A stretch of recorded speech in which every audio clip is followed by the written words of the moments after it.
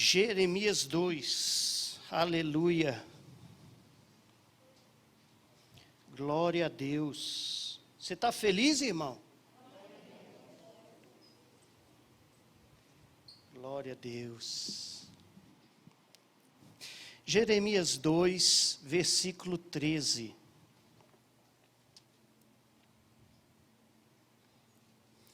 Jeremias 2, versículo 13.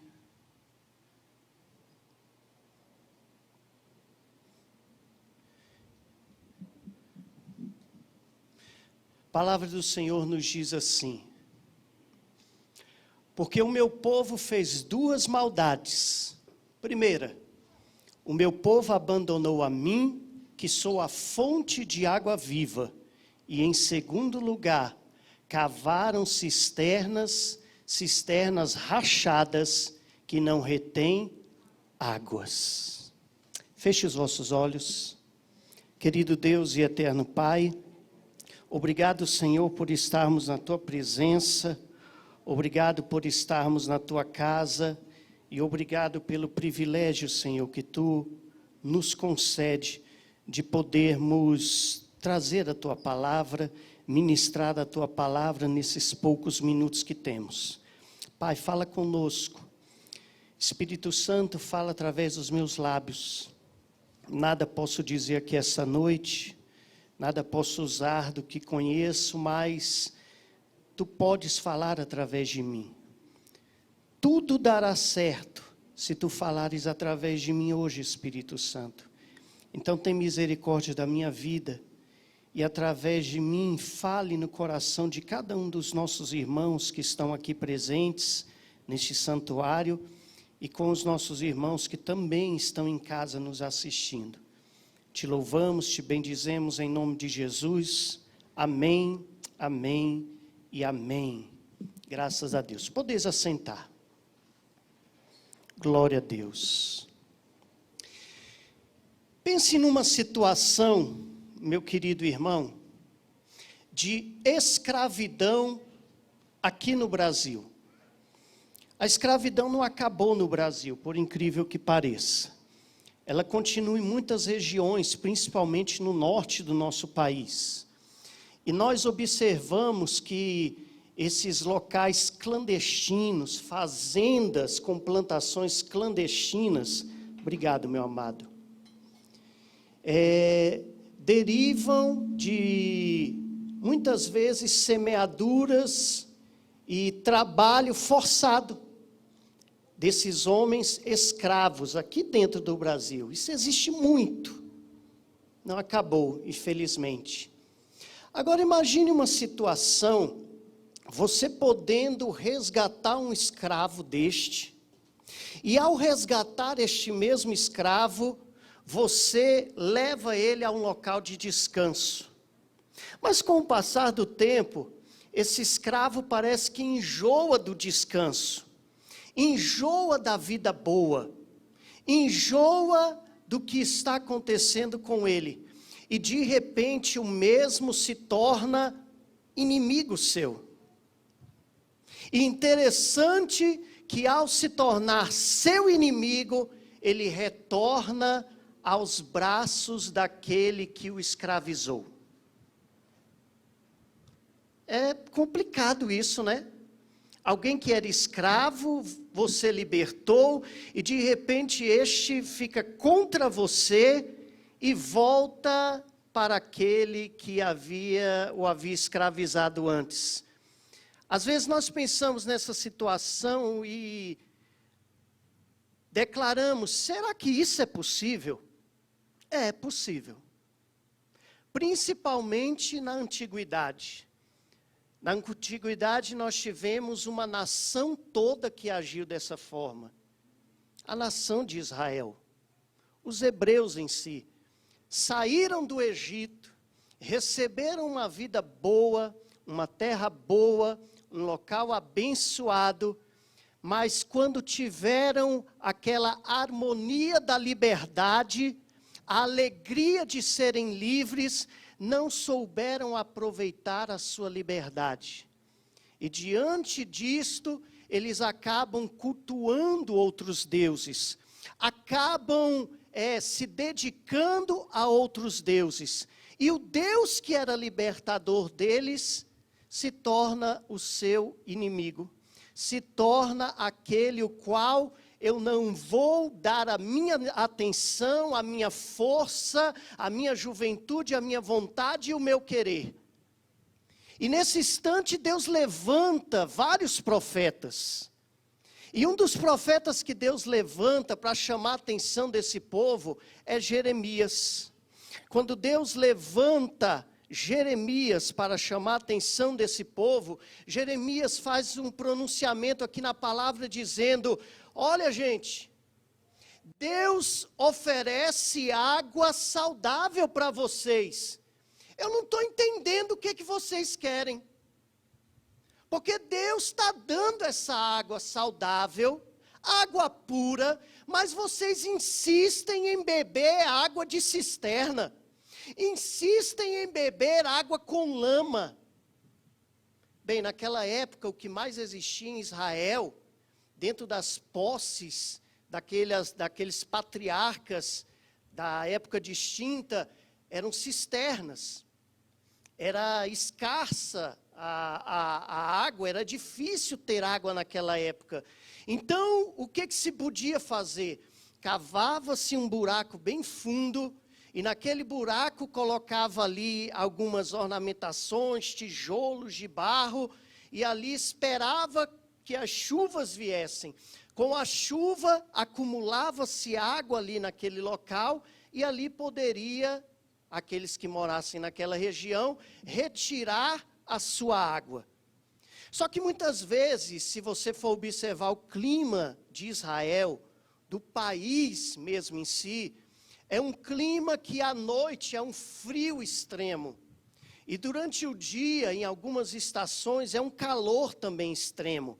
Ora, aquilo que é feito de barro não aguenta uma mudança de clima tão terrível. Então começa a criar rachaduras. E naquele momento que chove, a água da chuva cai ali na cisterna, mas também a água que jorra pelo chão com lama, corre e entra pelas rachaduras. Então muitas dessas cisternas acabam tendo águas que ficam impossíveis de se beber. Por isso que na antiguidade as pessoas bebiam vinho. Lógico que o vinho não tinha o teor alcoólico que nós temos hoje. Era um vinho que para você ficar bêbado, você tinha que tomar muito vinho.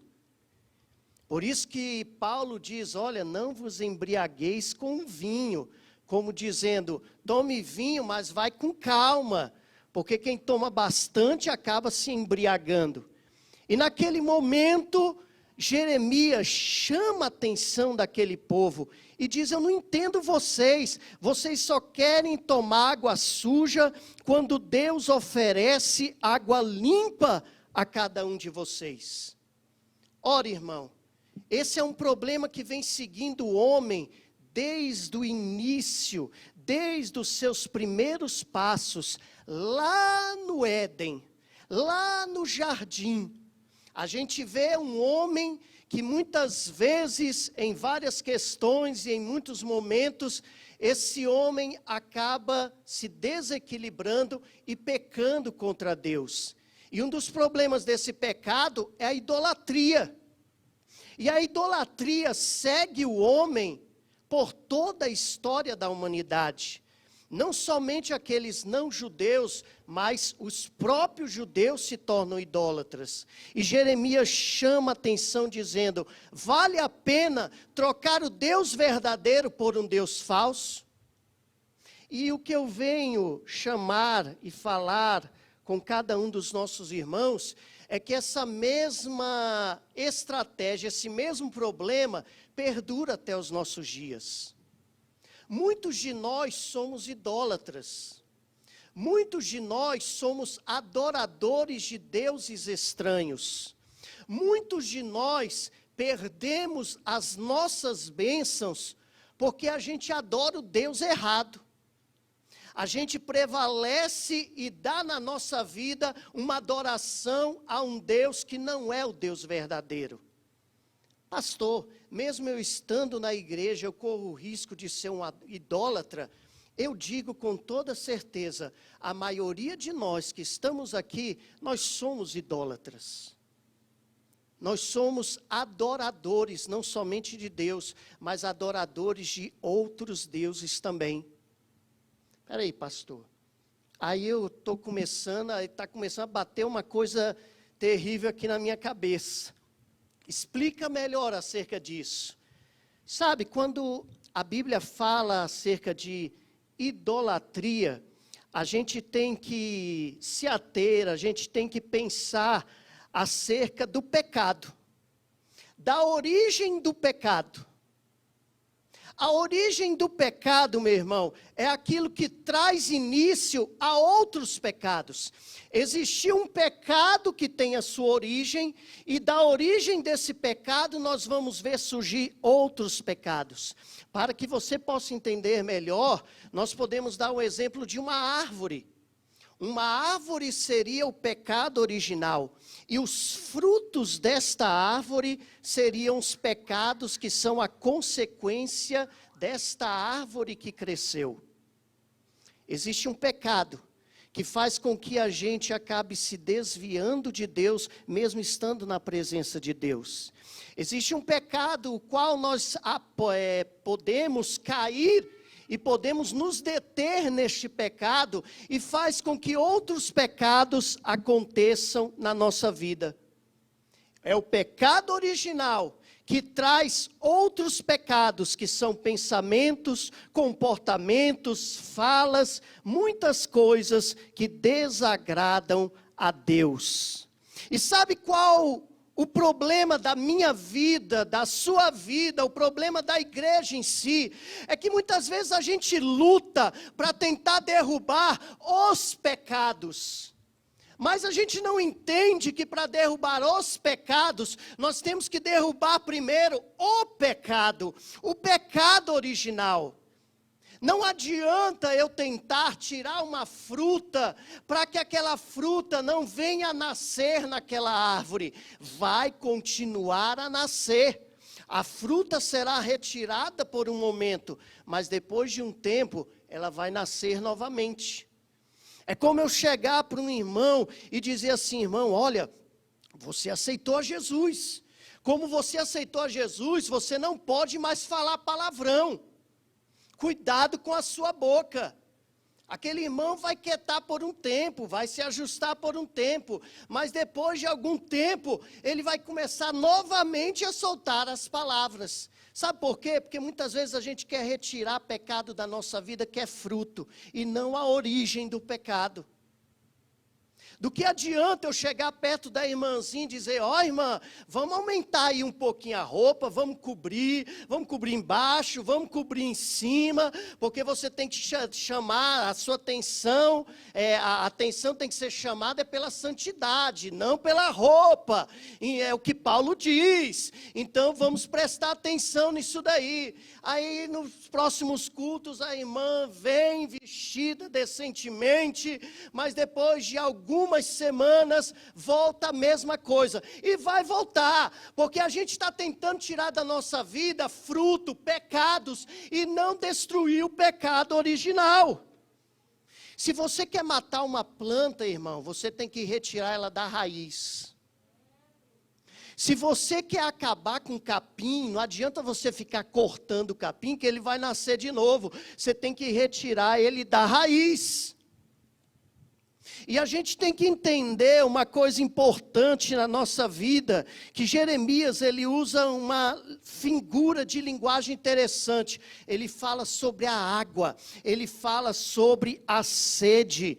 Ele diz que nós temos necessidade de beber água, e beber água da vida. Todos nós temos a necessidade de beber água. Quando eu falo beber água, irmão, é o nosso organismo que pede. Não existe uma hipótese de que eu não vou beber água. Isso não acontece comigo e com você. Você vai ter que beber água. Se não beber água, vai beber refrigerante. Se não beber refrigerante, vai beber suco. Se não beber suco, tem algumas pessoas que chegam até o extremo de beber a própria urina, porque precisam beber alguma coisa. Não existe a hipótese de não beber. O seu corpo sempre vai pedir para beber. E sabe o que Jeremias está dizendo? Não existe a hipótese de não adorar. Todos nós precisamos adorar. Está dentro de você o adorar. Se você não adora a Deus, você vai adorar outra coisa. Se você não adora a Deus, você vai adorar a ciência. Se você não adora a Deus, você vai adorar a cartomancia. Se você não adora a Deus, não interessa. Não existe a opção de não adorar. Todos nós precisamos adorar. Por isso que eu digo que não existe ateu. Até o próprio ateu, ele tem que adorar alguma coisa. Ele tem que arrumar um Deus para ele. Se não for o Deus verdadeiro, vai ser um Deus falso. Todos nós precisamos adorar.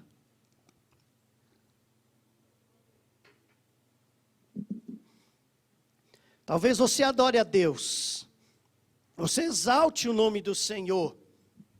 Mas é interessante que às vezes alguém chega perto de você e diz: eu adoro, mas eu adoro a ciência.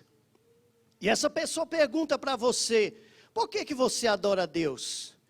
Eu adoro a Deus porque Ele é o Criador do universo, é o Senhor, é o Todo-Poderoso. Mas como é que você sabe que Ele é o Todo-Poderoso? Porque o meu pastor me falou. Porque alguém tem um título de pastor e falou para você, você acreditou nisso. É isso? Não, é porque a Bíblia diz. Porque um livro falou, então você acredita no que aquele livro está falando? É. E você adora o quê? Eu adoro a ciência. E o que a ciência tem de tão interessante? A ciência tenta descobrir, desvendar os mistérios do universo, tudo o que acontece pelo mundo. E como é que você sabe acerca disso? Eu sei porque um doutor me falou. Então quer dizer porque o sujeito tem o título de doutor, ele falou, você acredita nele? Não, porque existe um livro que fala acerca disso. Então porque existe um livro, você vai acreditar naquele livro? Você estava lá quando houve o Big Bang? Você estava lá quando houve os eventos da humanidade? Muita coisa que acontece na história, a gente nem sabe se aconteceu. Tem muitos aqui que viveram no decorrer da era Vargas, e muitos conheceram o presidente Vargas. Quantos aqui viveram nessa época? Só a minha mãe? Tá o irmão ali atrás. Quem viveu na era Vargas? Nossa, são poucos. Assistiu comício. Você sabe uma das coisas que é uma pergunta na humanidade? Na humanidade não, no Brasil, que é guardada até hoje, que a gente estuda nos livros de história que Getúlio Vargas se suicidou. Mas será que ele cometeu suicídio mesmo? Ninguém sabe até hoje. Ninguém sabe se ele cometeu suicídio ou se alguém o matou e disse que aquilo era suicídio. Escreveram uma carta para dizer que ele se suicidou. Ninguém sabe disso. Irmão, isso foi há pouco tempo aqui atrás. Século passado. Pouquinho tempo. Agora imagine uma coisa que aconteceu há milhares de anos atrás. As pessoas não têm certeza de nada, a ciência não tem certeza de nada. Sabe por quê? Porque é difícil identificar, é difícil dizer. Nós temos hipóteses. Você quer uma coisa de agora? Olha, eu vou falar uma coisa para você. Nos 3 meses atrás, eu ouvia grandes homens, médicos, nutrólogos, que diziam e declaravam o seguinte, que nós temos que comer 10 ovos por dia. Que comendo 10 ovos por dia, você vai suprir as necessidades que você precisa para o seu corpo. De repente já apareceu um outro que dizia e falava assim, não, nós temos que comer ovo nenhum. Porque o ovo aumenta o colesterol, dá um problema sério na saúde, não dá para resolver. De repente eu já ouvi outro dizendo, não temos que comer a clara, só tem que comer a gema. Comam 5 gemas por dia, está bom. E ninguém se acertava, ninguém sabia dizer o que era certo. Irmão, imagina, o homem se embananando todo, em 3 meses, com uma coisa simples que era o quê? O ovo. Imagina os mistérios da humanidade. Sabe, crer na palavra de Deus é fé, mas crer na ciência também é fé. Acreditar no que o homem diz também é fé. E eu volto ao que Jeremias fala, quando ele diz, olha, nós temos necessidade de beber, mas vocês só querem beber essa água com lama, vocês querem beber essa água suja, vocês vão acabar se matando, vão acabar se deteriorando. Tá bom, pastor, mas o senhor declarou aí que para a gente evitar outros pecados na nossa vida, nós temos que cortar primeiro o pecado original. E qual é, pastor, o pecado original? Vê o versículo aí, coloca o versículo do início de novo, Jojo, para a gente. Olha o que diz o versículo, a primeira parte. Porque o meu povo fez 2 coisas, esse é o pecado original. Meu povo abandonou a mim, que sou a fonte de água viva. Esse é o pecado original. A partir do momento que nós abandonamos a Deus, nós damos vazão a outros pecados na nossa vida. A partir do momento que você abandona a Deus, você abre um leque de opções para Satanás agir no teu coração, na tua mente, no teu dia a dia, no teu querer e na tua vontade.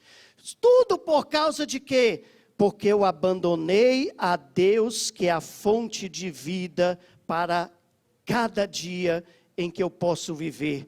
Não amar a Deus acima de todas as coisas é o pecado original.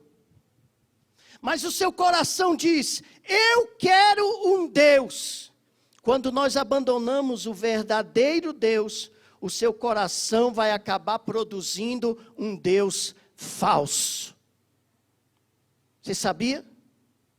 E tem muita gente aqui que está produzindo Deus falso. Pastor, eu não. Vamos ver se eu e você estamos produzindo um Deus falso na nossa vida? Eu queria que você olhasse agora para o telão e observasse acerca disso. Quando é que eu descubro que eu estou produzindo um Deus na minha vida? Eu formulei aí essa frase, e essa parte aí em branco, você vai colocar, vai completar de acordo com o seu desejo e a sua vontade. Quando eu, minha vida terá sentido. O que você coloca nesse espaçozinho aí, que vai dar sentido à sua vida? Quando eu, minha vida terá sentido. Sabe por quê? Passa mais uma aí, meu querido. Mais outra. Esse espaço em branco aí, ele está sendo o seu salvador. Esse espaço em branco, ele está sendo o seu Senhor. Porque se Deus não está dando sentido na minha vida, eu estou atrás de outra coisa que está dando sentido na minha vida. Será que não é quando eu me casar, minha vida terá sentido? Eita! Quando eu me casar, eita glória, minha vida vai ser diferente. Será que não é quando eu tiver dinheiro? Opa! Quando eu passar num concurso público, eita, deixa eu sapatear aqui. Quando eu passar num concurso público, minha vida terá sentido. Você está produzindo um Salvador. Você está produzindo um Senhor na sua vida. Ah, pastor, quando eu tiver aquele corpo, o corpo abençoado fisicamente, aí sim a minha vida terá sentido. O que é que nós estamos produzindo? Porque a partir do momento que eu corro atrás de alguma coisa para ter felicidade, o sentido que eu estou dando a isso é que Deus não traz felicidade nenhuma na minha vida. E eu sou um idólatra. Eu sou um idólatra por quê? Porque os meus impulsos, os meus desejos, as minhas vontades, o meu querer, a minha força está à procura disso daí, e não de Deus. Agora nós podemos ver também se eu já tenho um Deus na minha vida. Porque tem gente que está produzindo Deus. Agora tem pessoas que já têm um Deus na sua vida. Já tem um Deus estagnado no seu coração. Um Deus supremo. É só você fazer a mesma pergunta de forma negativa. Olha que interessante. Põe aí para mim, meu filho. Olha só. Se eu perder, minha vida não terá sentido. O que é que se você perder, sua vida vai acabar? O que é que se você perder hoje, você não vai conseguir mais se levantar? O que é que você perdendo hoje, você vai perder a alegria de viver? O que é? Será que a gente pode observar e ter o exemplo dos Estados Unidos? Durante a crise americana dos imóveis, lá nos Estados Unidos, muitos bilionários perderam seu dinheiro da noite para o dia. E muitos acabaram se suicidando. Sabe por quê? Porque o Deus deles era embasado no dinheiro. Era embasado nos seus bens. Era embasado em tudo que eles tinham. Tudo que eles tinham. Será que se eu perder, põe aí, meu querido, segura aí. Será que se eu perder, o que eu perderia hoje na vida? Que a minha vida iria ficar sem sentido. Será que seria minha esposa? Se eu perdesse a minha esposa hoje, minha vida ia perder todo sentido. Se eu perdesse o meu marido hoje, a minha vida ia perder todo sentido. Eu vou ser mais profundo e mais forte ainda. Se eu perder o meu filho hoje, a minha vida iria perder todo sentido. Nós somos seres humanos. E nós nos entristecemos com muitas coisas que acontecem. Mas sabe, irmão, eu vou declarar uma coisa para você. Quando algo sai do bom, para ser o fundamental da minha existência, isso vira um ídolo. Tudo aquilo que está ali naquele espaço não é ruim não, é bom. Esposa é bom, filho é bom, trabalho é bom, emprego é bom. Emprego, outras coisas mais, carro, casa, tudo isso é bom. Mas quando isso sai do bom para virar algo fundamental na minha existência, isso vira um ídolo. E quando vira ídolo, está chegando ao mesmo pé de Deus. Está chegando na sua concepção aí, a mesma altura de Deus. E eu vou dizer uma coisa para você, Deus não aceita competição. No seu coração, pelo seu coração, Deus não aceita competição. Que Deus falso que nós estamos produzindo? Eu produzo deuses falsos e eu estou lutando para parar. Inclusive eu já tenho deuses falsos também. E eu estou jogando eles para o lado. Porque eu quero ser salvo. Eu não quero ir para o inferno. Eu quero ser levado para o céu. Eu não quero ser um perdido nessa terra de horrores. Sabe, irmão? quando a gente produz Deus falso, quando a gente produz um Deus que não é verdadeiro na nossa vida, nós corremos absolutamente 4 riscos, 4 problemas. Primeiro problema de se ter um Deus falso: ele vai destruir as suas relações. Quando nós temos um Deus falso, esse Deus vai fazer com que as nossas relações sejam destruídas. Como é que eu honro e valorizo uma pessoa? Eu honro e valorizo uma pessoa pela imagem de Deus na vida dela. Aí vem a pergunta interessante: qual é o seu Deus? Qual é o meu Deus? Porque se meu Deus é o dinheiro, eu vou honrar e vou valorizar quem tem dinheiro. Olha, você está linda hoje. Que sapato bonito. Que roupa bonita. Todo dia você está indo no cabeleireiro. Que coisa linda, você é muito bonita. Já outro que não tem dinheiro para arrumar os cabelinhos, fazer nada, eu vou menosprezar, eu vou deixar de lado. Sabe por quê? Porque o Deus da minha vida é o dinheiro. E quando eu me curvo a certos deuses, eu vou destruir as minhas amizades e eu vou destruir as minhas relações. Olha, se o Deus da minha vida é o corpo perfeito, eu vou chegar perto daquele que é mais gordinho e vou dizer, cuidado com esse corpo.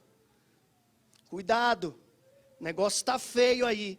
Sabe por quê? Porque o meu Deus é o corpo. O meu Deus é a estética. O meu Deus é aquilo que vibra dentro de mim. Sabe qual é o Deus que atinge muitas pessoas no nosso dia? É o conhecimento. Se eu tenho conhecimento, eu só vou ouvir quem tem o conhecimento que eu tenho. Se vem um irmão mais humilde para pregar e fala, nós vai, nós foi, nós é, eu quero até sair da igreja, porque aquilo inflama e perturba a minha alma. Sabe por quê? Porque o meu Deus não é o Deus verdadeiro, o meu Deus é o conhecimento. Quando eu crio ídolos na minha vida, eu viro uma pessoa racista e uma pessoa separatista. Uma pessoa que vai jogar os outros para o lado. Quando eu tenho um Deus falso, em segundo lugar, eu vou destruir a minha identidade. Olha o que diz o Salmo 115, versículo 2. Salmo 115, versículo 2. 115, versículo 2. A palavra diz assim: Davi ensina algo importante para todos nós. Mas o nosso Deus está nos céus e fez tudo o que lhe agradou. Quando eu tenho um Deus falso, eu vou destruir a minha identidade. Sabe por que eu vou destruir a minha identidade? Porque a nossa imagem, irmão, é a imagem do Deus verdadeiro. É a imagem do Deus poderoso. Quando eu sirvo a um ídolo, eu vou querer seguir a imagem desse ídolo. E eu deixo de servir ao Deus que reina e vive para todo sempre. Sabe? Para eu destruir a minha identidade, quando você faz o que você não deveria fazer, você acaba se destruindo. Pensa num peixe, irmão. Se eu pegar um peixe e eu manter ele fora da água durante muito tempo, aquele peixe vai morrer.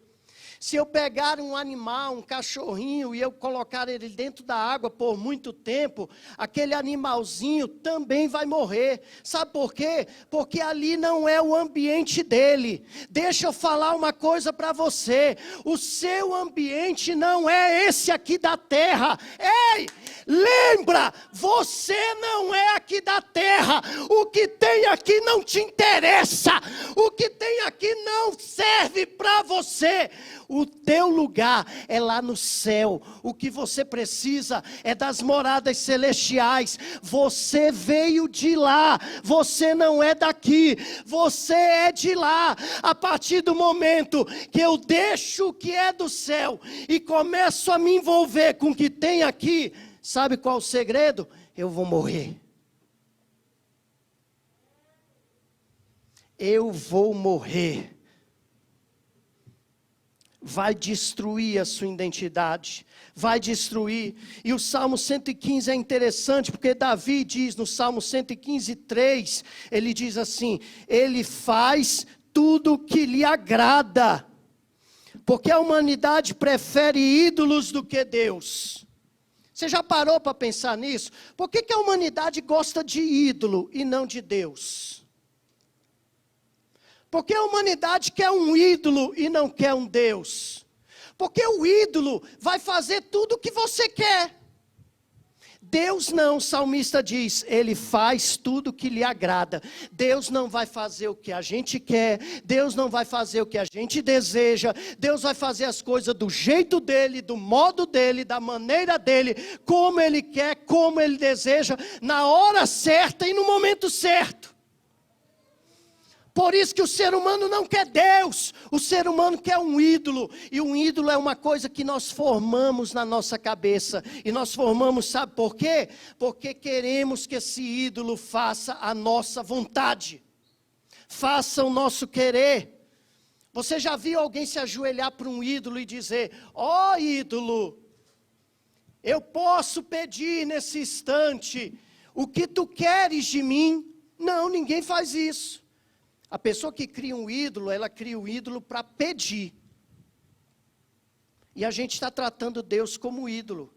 A gente só chega perto de Deus para pedir, para pedir, para pedir, para pedir, para pedir, para pedir, para pedir. E nunca chega perto de Deus para dizer: Senhor, faz a tua vontade na minha vida, faz o teu querer na minha vida, faz o teu desejo. Tu sabes onde eu devo trabalhar, me mostra onde eu devo estudar, me mostra o que eu devo ser, me mostra o futuro que eu devo seguir, me mostra o que eu posso fazer. Senhor, eu quero estar na tua vontade. Na tua vontade. Primeiro lugar, quando nós temos um ídolo na vida, nós estragamos nossas relações. Segundo, estragamos a nossa identidade. E terceiro, estragamos o nosso estilo de vida. Como assim, pastor? Você sabia que a gente se comporta não pelo que a gente sabe, mas a gente se comporta pelo que a gente gosta? Ninguém se comporta pelo que sabe. Muitas vezes nós nos comportamos por aquilo que nós amamos, por aquilo que nós desejamos. Me mostre os seus hábitos e eu direi quem habita em você.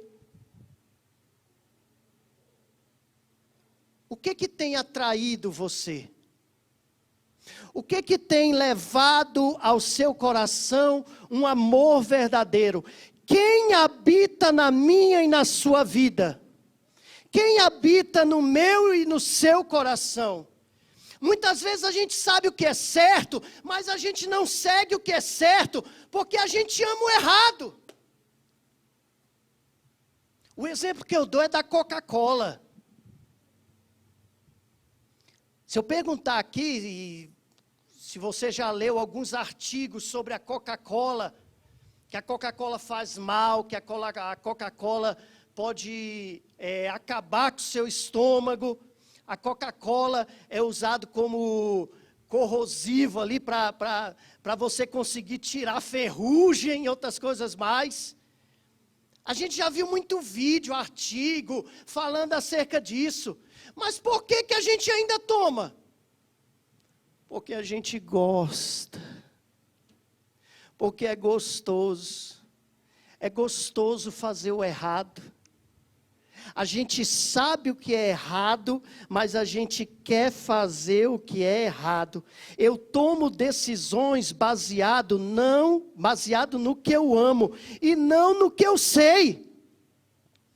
E eu vou destruir o meu estilo de vida por causa disso.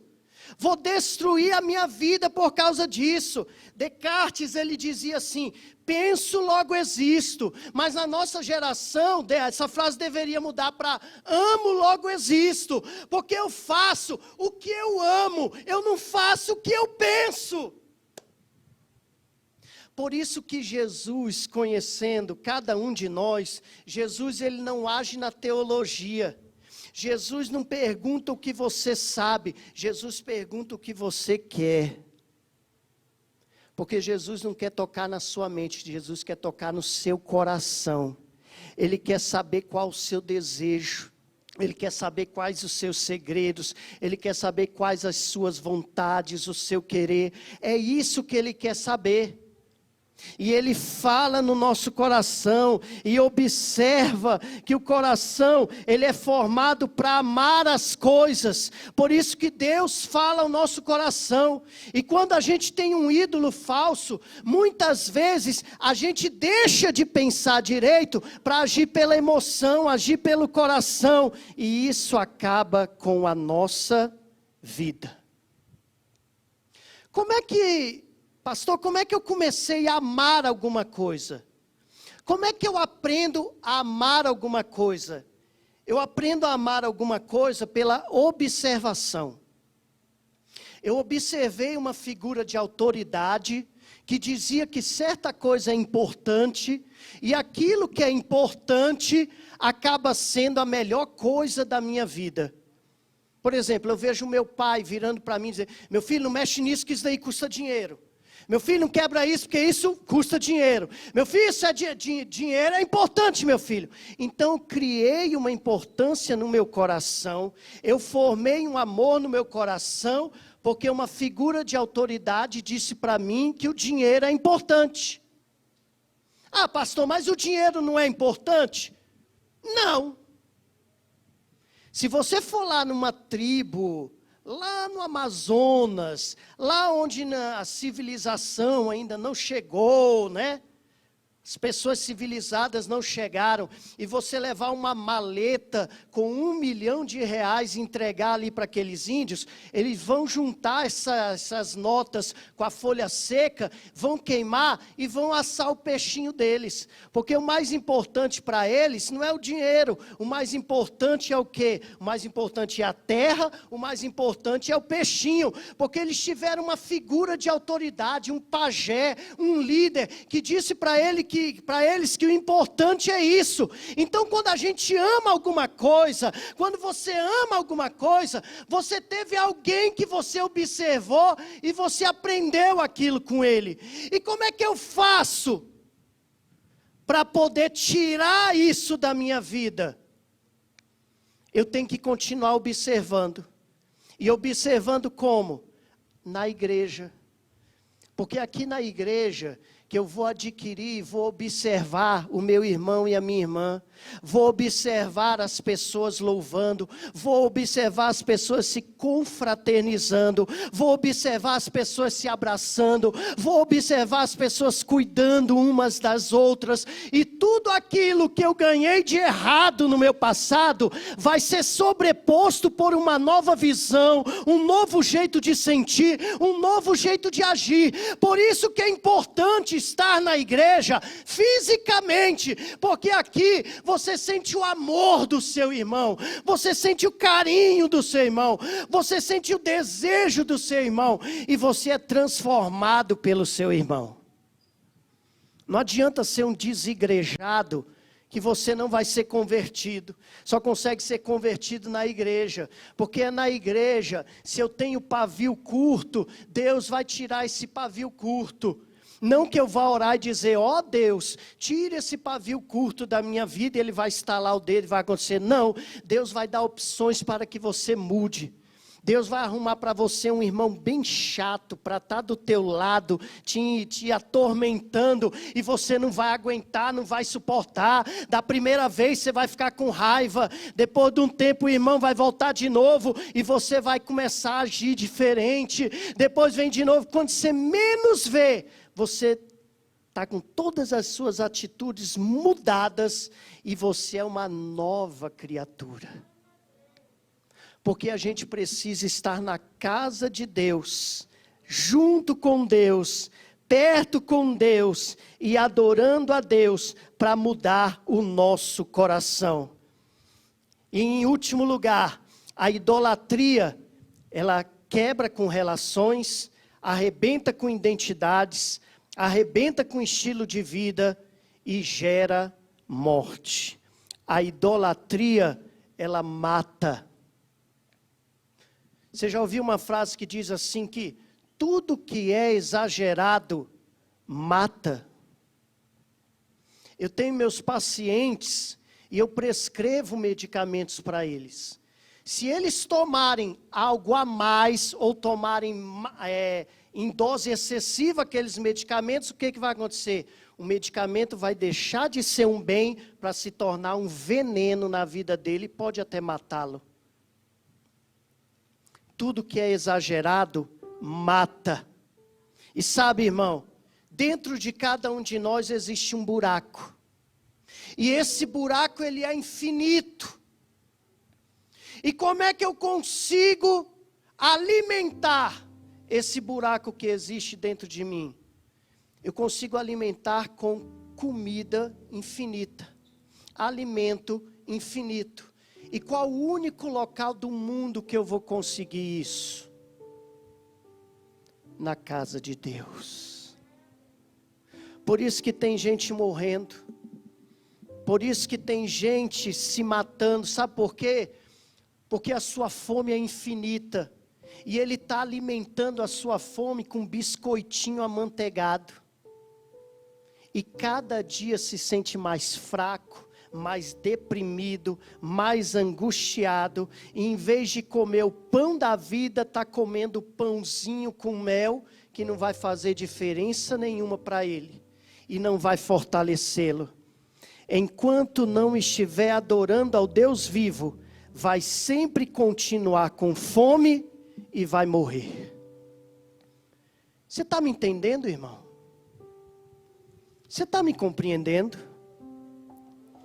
Eu sei que não é uma mensagem comum das mensagens que a gente tem ouvido. Mas muitas vezes, as coisas não estão dando certo na nossa vida, porque eu sou idólatra.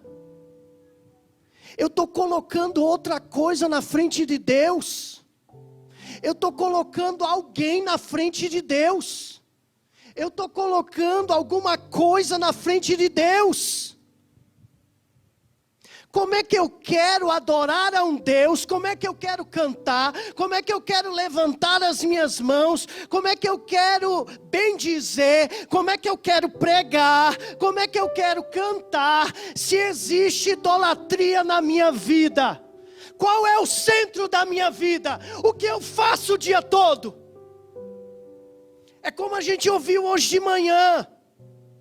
Tem gente que passa o dia todo aqui.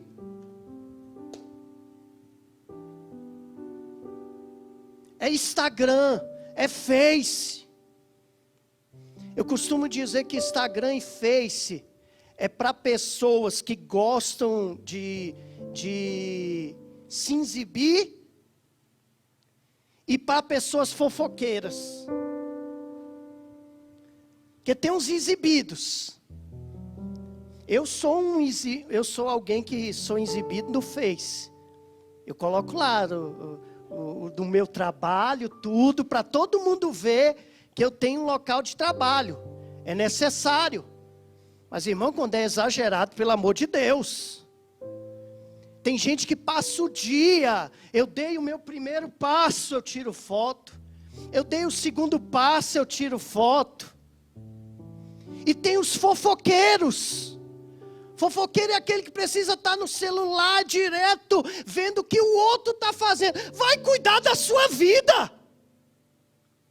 Vai adorar a Deus. Vai buscar a presença de Deus. Eu passo uma hora nessa porcaria, desculpa a expressão. Eu passo uma hora nessa porcaria e não consigo passar 5 minutos lendo a palavra, meditando na palavra, orando e falando com Deus. E quer ir para o céu. Quer receber poder de Deus. Por que Deus não me ouve? Porque a sua oração é de 30 segundos. Em paz me deito, em paz me levanto. Que Deus me abençoe e me sustenta. Amém. Que vida espiritual é essa?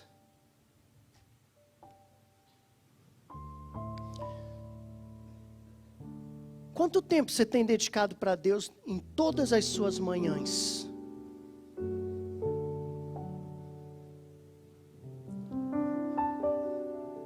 Quanto tempo nós temos dedicado a Deus as nossas tardes?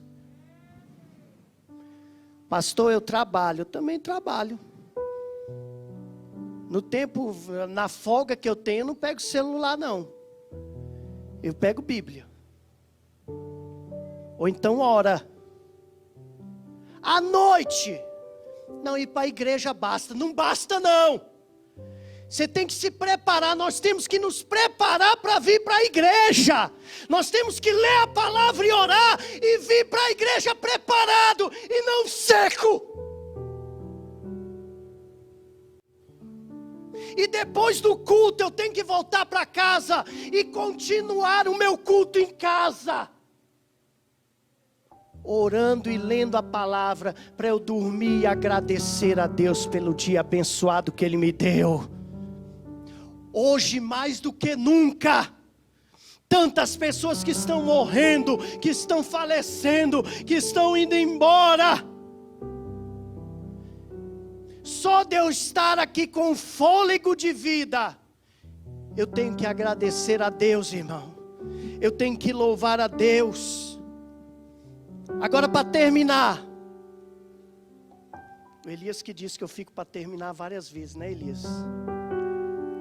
Agora sim, para terminar, é porque às vezes a gente faz uma palavra de 20 minutos e vai vir tanta coisa. Os irmãos que pregam sabem disso, né, Lédio? A gente faz uma palavra tão pequenininha e vai vir. Uma coisa que nós precisamos prestar atenção é a idolatria do amor. Uma das coisas que tem acabado muito com os lares é a idolatria do amor. E o que é a idolatria do amor? A idolatria do amor é quando eu abandono o Senhor e eu acredito que num relacionamento outra pessoa dará sentido à minha vida. Olha que loucura! Eu entro num relacionamento e deposito toda a minha confiança, todas as minhas fichas em cima de outra criatura, acreditando que aquela pobre criatura vai resolver todas as minhas angústias, todos os meus problemas, todas as minhas dores.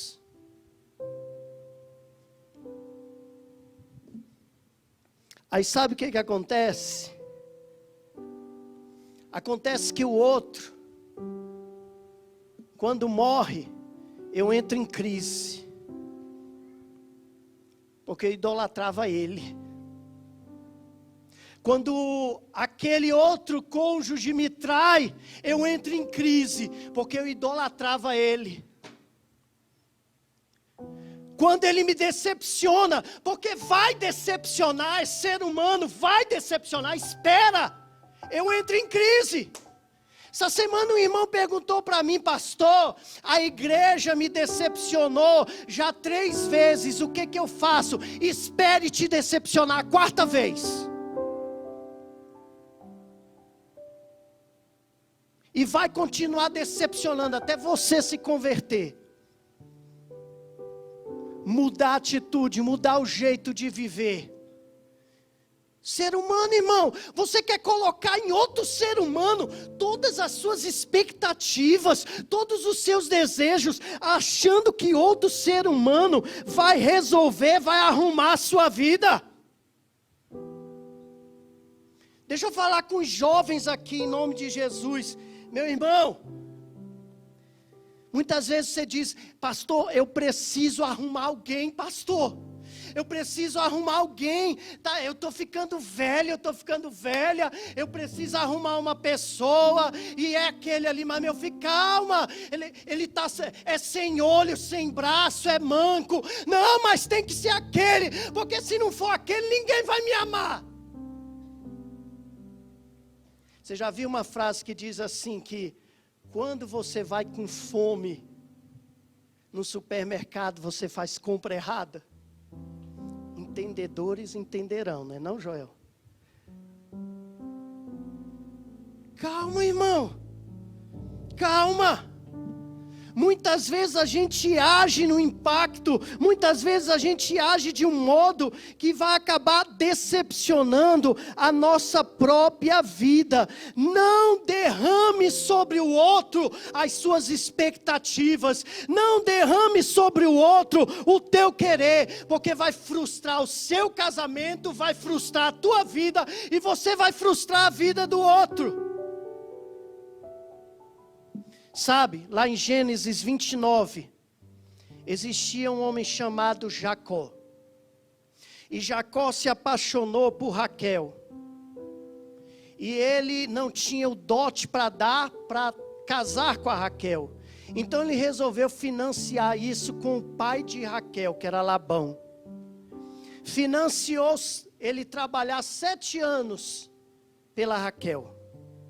Trabalhou ali 7 anos. Na hora que casou, na hora que ele estava ali no casamento dele, na lua de mel, não era Raquel, quem era? Era Lia. Não era Raquel, era Lia. Sabe o que eu vejo? Eu vejo a figura de um homem que tentou saciar o que havia dentro dele, porque ele conseguiu a bênção do pai de um modo errado, então estava aflito e tentou saciar o seu problema, jogando todas as suas fichas em cima de uma mulher que ele achava bonita, que queria estar perto dela, que queria estar junto dela. E sabe, aqui eu vejo, toda vez que a gente tentar idolatrar alguém, ou idolatrar Raquel, na hora de pegar aquilo que a gente idolatrou, vai ser Lia. Presta atenção no que eu estou falando. Toda vez que você idolatrar alguma coisa ou alguém, na hora que você conseguir aquilo, vai ser maldição para a sua vida. Maldição para a sua vida. Lia tentava agradar Jacó. Ela teve um filho. Está aqui Jacó o filho. Jacó nem aí para ela. Outro filho, nem aí para ela. Outro filho, nem aí para ela. Aí ela chegou à conclusão que ela deveria não adorar a Jacó pelo filho, mas deveria adorar a Deus pelo filho que ela tivesse. E ela teve Judá. Quando teve Judá, ela não foi adorar a Jacó por Judá, ela foi adorar a Deus. E a partir daquele momento, Deus usou a descendência de Judá, sabe para quê? Para vir o Salvador do mundo. Pare de adorar aquele que está do seu lado. Pare de adorar aquele que está perto de você, porque isso pode causar morte. Aleluia, Jesus. Aleluia, Jesus. A gente tem que adorar, irmão, é o verdadeiro noivo, que é Cristo. Quando você for na sua intimidade com alguém, vá na sua intimidade com Cristo primeiro. Quando você for se despir para alguém, vá se despir para Cristo primeiro. Mostre para Ele os seus desejos, suas necessidades, suas angústias, os seus problemas. Quando você for fechar a porta com alguém, feche a porta com Cristo primeiro. Deixa Cristo tomar conta da tua vida. Nós precisamos de Jesus. Você nunca estará sozinho. Só Deus pode nos dar identidade. Só Deus pode nos dar a identidade que nós precisamos. Quando você for arrumar alguém, meu jovem, coloque uma coisa na tua cabeça. Coloque uma coisa no seu coração. Você diga assim: eu vou derramar vida em outra pessoa. Você não precisa de alguém para derramar vida em você. Você já tem vida em Jesus. Você não precisa de uma metade. Você já tem a sua metade, que é Jesus. Você vai procurar alguém que tenha vida, assim como você tem vida, e vocês dois vão se unir para fazer o quê? Uma missão em nome do Senhor Jesus. Qual a idolatria que está no nosso coração? Qual o Deus que está plantado no nosso coração? Deus nos chama a atenção hoje para isso. Joga fora o teu Deus. Quando eu falo jogar fora, é colocar Deus no lugar certo. No lugar que deve ser posto. Pastor Gedeon Júnior está nos ensinando de uma maneira tão linda acerca do Êxodo. E nós estamos aprendendo tanto. E eu resolvi encerrar aqui, quando eu lembrei uma vez que o pastor Gedeon Júnior falou acerca da saída do povo hebreu do Egito, e que eles pintaram os umbrais das portas com o sangue do cordeiro. Você já se perguntou por que o sangue do cordeiro nos umbrais das portas? Por quê? Qual o motivo? Você sabe que os egípcios, eles acreditavam que se eles colocassem o nome deles em qualquer lugar, e ninguém apagasse aquele nome, eles iriam viver por toda a eternidade. Então a casa dos egípcios, tanto dos nobres quanto dos pobres, eram casas feitas de barro. Por isso que os hebreus faziam muito barro, muito tijolo de barro, porque era a casa dos egípcios.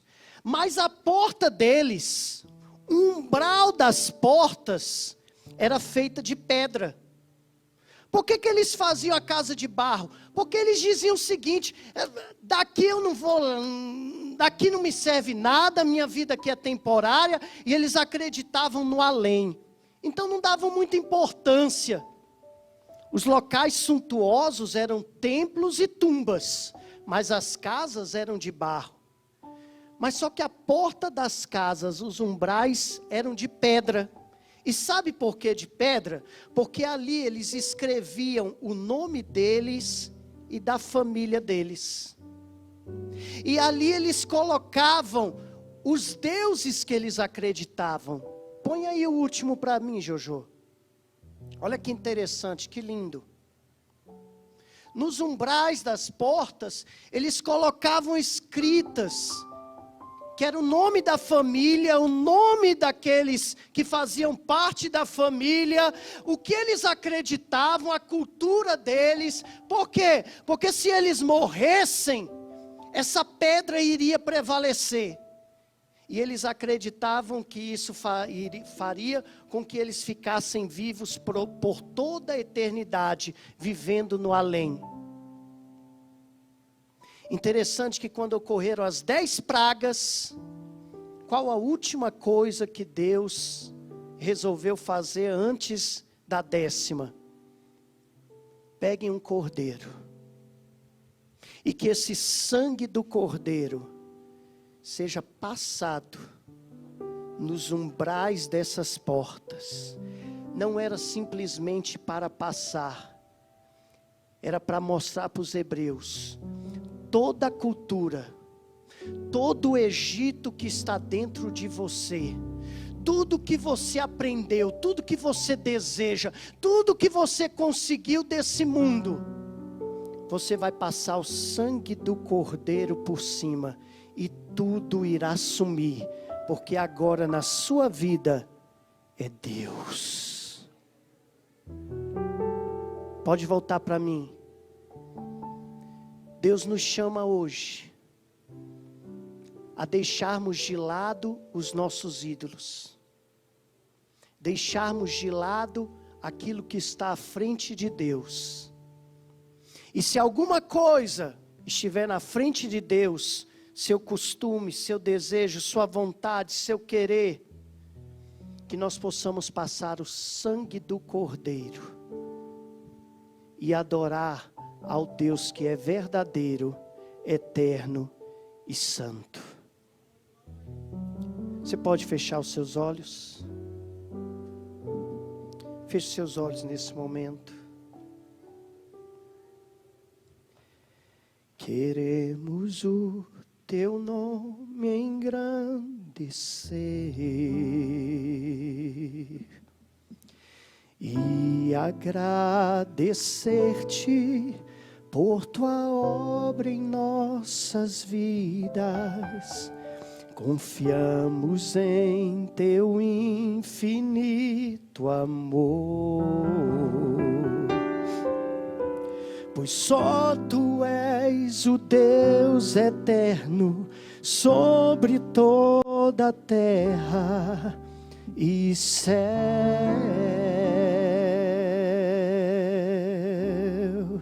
Você pode cantar comigo? Grande é o Senhor e muito digno de, na cidade do nosso Deus,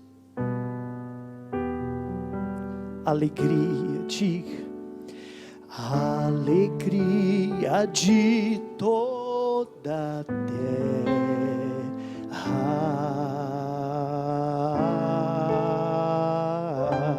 Grande, grande é o Senhor, é o Senhor. Olha que lindo, em quem nós temos a vitória, é dele, e que nos ajuda contra o inimigo. Mais importante agora, por isso diante dele nos prostramos.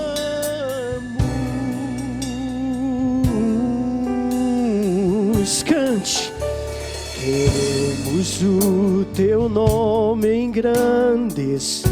Oh Senhor, nada mais vai tirar você da minha vida. E agradecer-te por tua obra em nossas vidas. Confiamos em teu infinito amor, pois só tu és o Deus eterno sobre toda a terra e céu.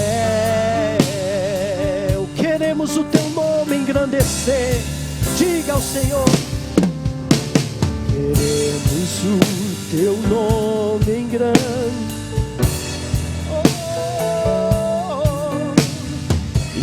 E agradecer-te por tua obra em nossas vidas. Confiamos em teu infinito, pois só tu és o Deus eterno sobre toda a terra. Pois só tu és o Deus eterno sobre toda a terra. Pois só tu és o Deus eterno sobre toda a terra. Só tu és eterno sobre toda a terra. Ele é sobre qualquer familiar teu. Ele é sobre o teu emprego. Ele está sobre os teus desejos, as tuas vontades, o teu querer. Ele é maior do que qualquer um que esteja do teu lado. Pois só tu és o Deus eterno sobre toda a terra e céu.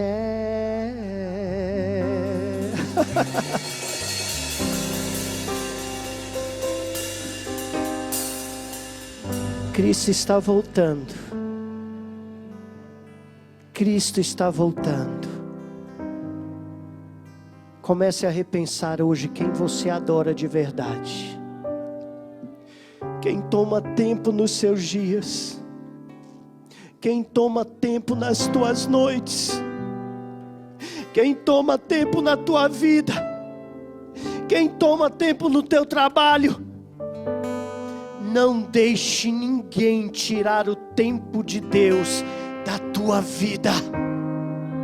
Não deixe nada tirar o tempo de Deus na tua vida. Não deixe ninguém, por mais querido que seja, tirar o tempo de Deus na tua vida. Ele é o teu Deus. Amém? Vamos adorar o Senhor, mestre?